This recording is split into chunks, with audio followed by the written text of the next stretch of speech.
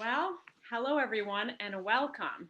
We are extremely excited to be talking about the American Climate Leadership Awards 2021 with only a week until our deadline. So many of you are doing amazing climate work out there, and we are excited to share your stories nationally. Today, we've allocated 30 minutes, including 10 minutes for your questions. Lines are muted for the presentation. During the Q&A portion, the lines will be open for you to call in. My name is Gibbs Raylan, and I am managing the American Climate Leadership Awards program here at EcoAmerica. If you apply for the awards, I will be the person guiding you through the application process. I am joined today by CALPIRG Students Organizing Director and the 2020 American Climate Leadership Awards winner, Kat Lockwood. Welcome, Kat. Hello, thank you for having me. For those of we're very excited to have you. For those of you who don't know CalPIRG Students, it is a group that works on California college campuses to make sure their peers have the skills, opportunities, and training they need to create a better, more sustainable future for all of us. So, Kat, thanks for taking the time out of your day to join us. Before we dig into the meat, I thought we'd do a quick temperature check because these are absolutely crazy times. How are you holding up, and what has CalPIRG Students been up to since we last talked to you earlier this year, which was actually for the 2020 award ceremony when you took home the big prize? Well, thank you for asking. I definitely appreciate it. Hope you're doing well too. They have been interesting times. Of course, the pandemic is affecting everybody. And then for our project, we normally organize on college campuses directly with students, and we've had to switch to a virtual remote program. Though luckily it's gone pretty well. We've worked with hundreds of interns and volunteers, so students are still really excited to make an impact in the world and fight against climate change, even from home. And I think they've just seen the impacts even more clearly, as we talked last time, but there were terrible wildfires in California this year where students lived. So that had an impact as well. And I think our students luckily are still working hard to fight for the future that they want. That's great. No, the fires are absolutely devastating. And we were just talking in a staff meeting yesterday about the mental health impacts of those fires. So so sorry you've been through that, and that continues to be just devastating.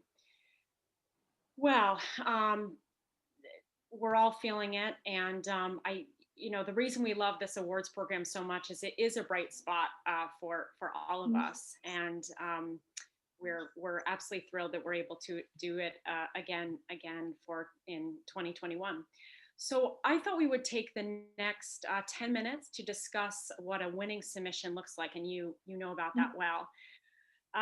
So as a reminder, these awards are about effective, replicable climate initiatives.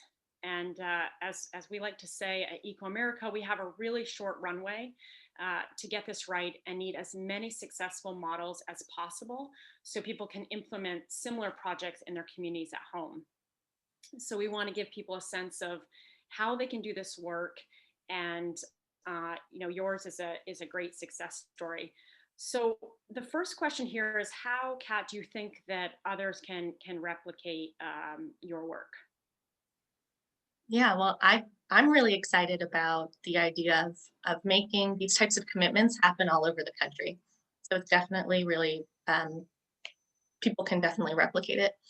So working with the UC campuses, our students won commitments from the University of California system for them to switch over to 100% renewable clean electricity as their main source of electricity. And then one of our schools, UC Berkeley, we got a commitment to switch over all of their energy to clean energy. So that is something that can happen at any type of institution, private companies, local schools in the community, other colleges and universities, people's workplaces. We were able to, we're part of a larger movement that is working to get colleges all across the country. So Vanderbilt, University of Arizona have all kind of followed this model of first just ask ask your university or your boss or your principal if they'll switch. And then a big part of it too is just showing that public support that all of the stakeholders, all of the people in the community really want to come together and ask for this to happen. That's great. So I'm glad you touched on the fact that institutions, all different institutions, can make this happen, because I think maybe people look at last year's winner, or actually 2020, this year's winner, and say, oh, they're pretty big. I don't know if I qualify. And it sounds like what you're saying is that a smaller effort would work as well. And that's great news. And it's also very comforting, I think, for some of, for any group or any individual, really to see themselves applying for these awards. So again, if you're doing something small scale with your neighborhood, that counts. If you're educating youth in your town, or another example that came up was getting out the vote on climate. That's a great application start as well. So again, we would really love to hear from you, and send us in an application. Our awards recognize work to date. We're really looking for a track record of success here, that these aren't startup grants. So we welcome both qualitative and quantitative metrics in your submission. Kat, I was hoping you could talk about how your application, how your work has really demonstrated impact, and how you brought that to life. Sure. Well, I think there's maybe 3 things that I tried to highlight in our application. So one is the impact of our project. So now that we got this university system to commit to clean energy, what does that really mean? So I wanted to include the scale of the commitment, that the university system is one of the biggest in the entire country, and then what does that really mean for limiting global warming pollution. But I also wanted to highlight some of the stories of our volunteers. So we put them front and center in our video, since part of the project is the fact that we got volunteers involved. So you'll see our former Vice Chair Sathara in the video introducing our project, and she's a UCLA student who told her personal story. And then even for projects maybe in a midway stage, I definitely worked to enumerate everything we've done to date. So how many petition signatures collected, how many students educated, how many meetings we've held with decision makers. And I think that can show really how much progress people have made, even if you haven't quite sealed the deal yet and you're close. That's great. And I think, that's what we loved about your submission. You had both the hard numbers for the people that love those metrics, and also the storytelling piece, which both of those threaded together made just a really powerful submission. Another important primary awards criteria focuses on justice, equity, diversity, and inclusion, or JEDI in shorthand. Could you tell us how CalPIRG centers JEDI in your work and community, and how your climate initiatives may be working to help dismantle racism as well as environmental racism? Mm-hmm. Yeah, well, I think when we're working to fight climate change, we know very much that fighting climate change is working towards climate justice, because the impacts of climate change that we're seeing are adversely impacting marginalized communities more. And that's why everything that we're doing to fight climate change is really through this additional lens that we're fighting for climate justice. But then in addition to that, I think it's important in our program for working with students and our volunteers, and actually working to train them to be the activists in their own right. So we're really excited that at our university campuses, we work with 8 minority serving institutions that represent nearly 300,000 students across the state. So we work to run a really diverse program on the local campuses as well, to get everybody involved. That's great. That's quite a big number. Okay, well, thanks for sharing a little bit on JEDI. some of the other questions we've had is around how big of a hurdle is this to send in an application? And we wanted to reassure folks that the submission is a similar template to last year. It's very accessible. It's a 12-question Google document. It's an easy process. And we've estimated that it will take you 20 minutes or less to fill out. So, Kat, did you have how easy was it for you? Any hiccups that you've encountered? And the last question here is how much time should people, is there something that they need to build in extra time for? Mhm. I think, well, I don't think it should take that long. And one thing I think really helps that I did was I definitely pulled from other materials that I've had talking about our campaign or outreach materials, maybe, and pulled snippets of that to kind of put our story together. So it wasn't Yeah. something, um, I don't think it wasn't something I think people should write totally from scratch. But then I think there wasn't that much extra stuff. I know that you can submit additional materials. So photos was something that, couple extra photos that I thought just put a face to the Mhm. work that volunteers were doing.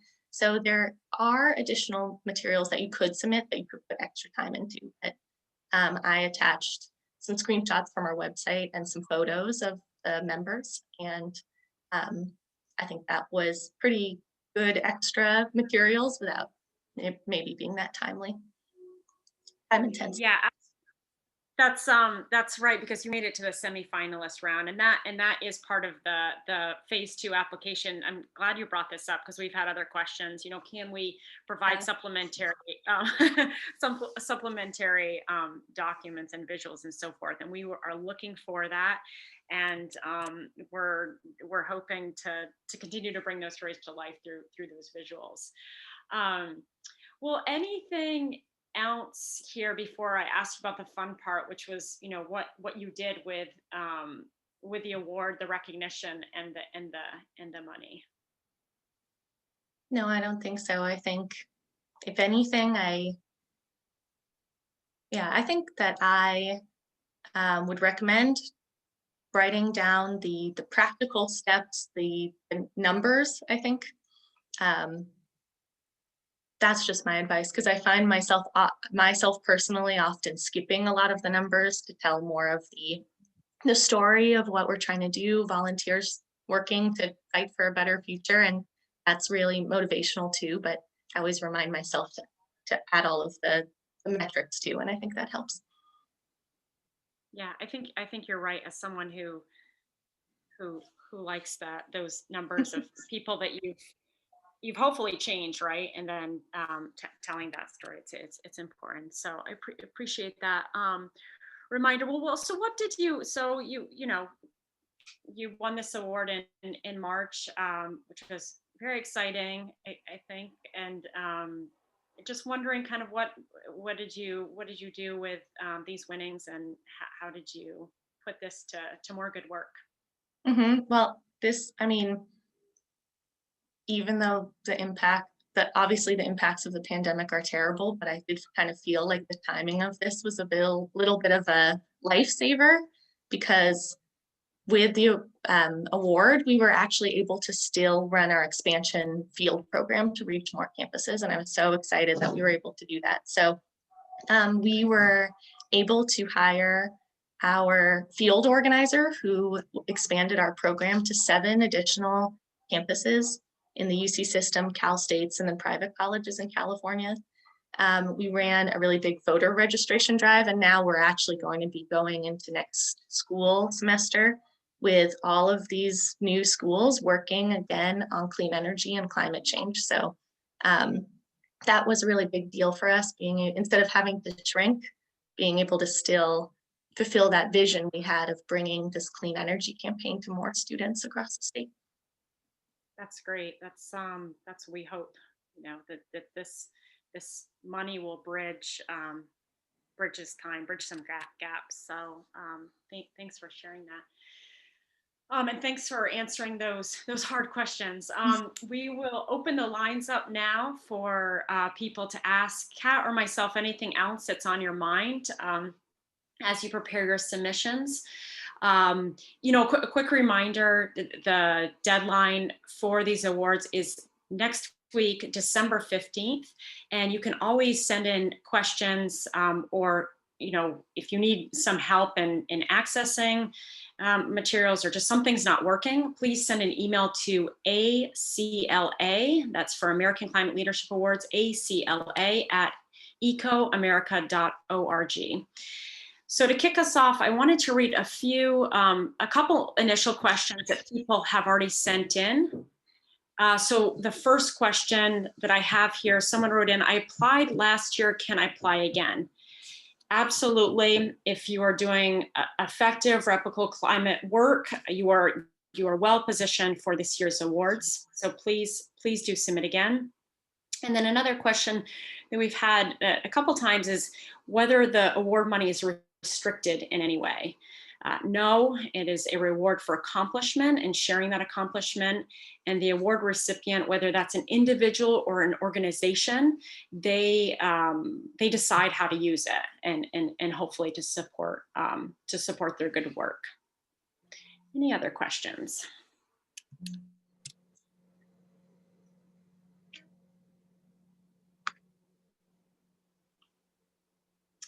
So we have a question here on chat. Can you address the question regarding co-benefits? How do you consider co-benefits? And Megan, I think you're on the line. I'll have you handle this question.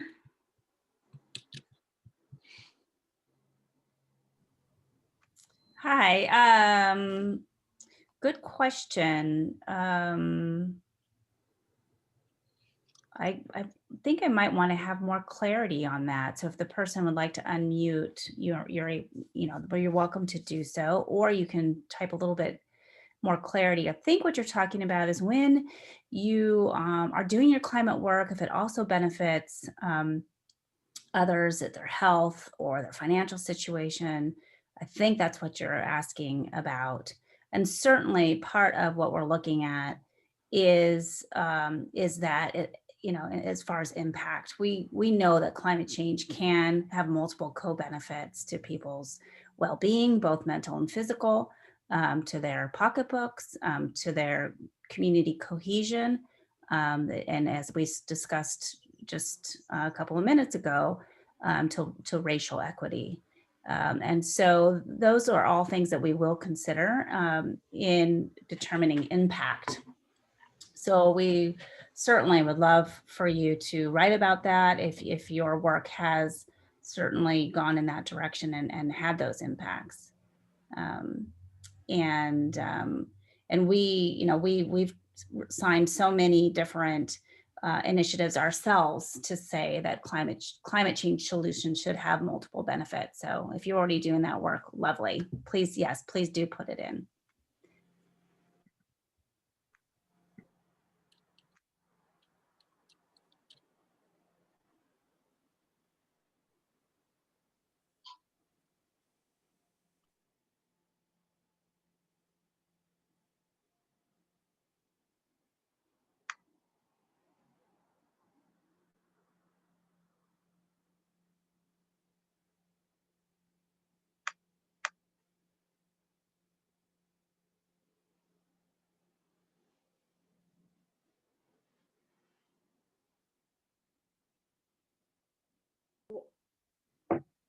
One of the other questions that came up, and we covered this earlier in the webinar, was whether the Get Out the Vote work on climate qualifies, and absolutely that would make a good award submission this year. So we'd like to recognize that work.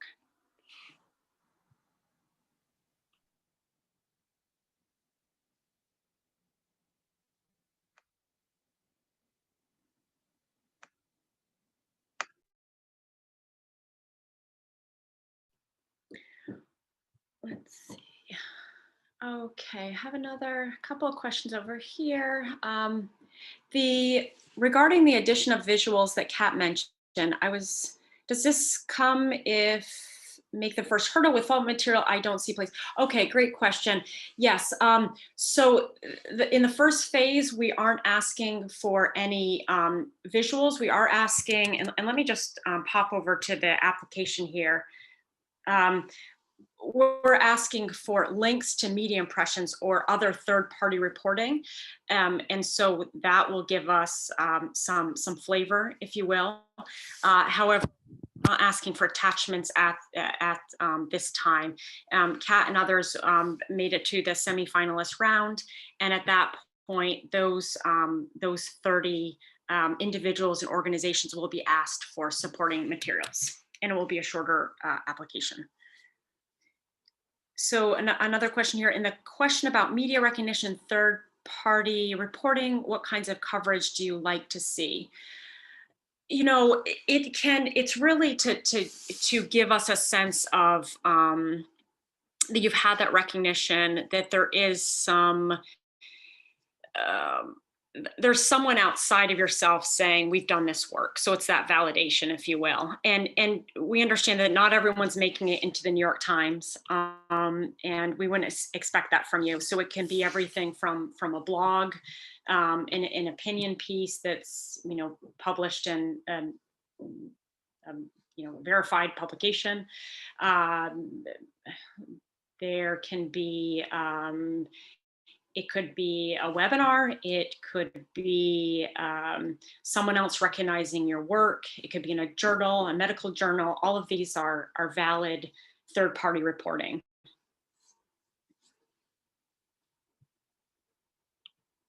Those are great questions.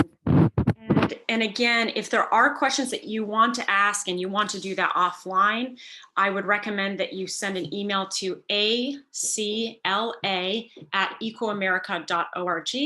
And no question, every question should be asked. So even if it's, I can't access this link, it's giving me problems, we're happy to help over here. We really want everyone to see themselves, and no matter how, whoever you are, whether an individual, a smaller organization, up to a bigger one, we want you to feel that you're getting the support you need. And Megan, great, absolutely. For the third-party reporting, Megan says it can also be a feature in a newsletter or social media post. Absolutely. Thanks, Megan. So I think we won't take any more of your time. Thank you so much for calling in and joining us. Great to have you here, Kat Lockwood, with us, and we're super excited that you were able to do some great things with. And we're excited to read these incoming submissions. Our selection committee is. So, wishing you best of luck. If you need anything, reach out, and good luck in the next week. So, take care. Bye-bye. Thanks. Good luck, all.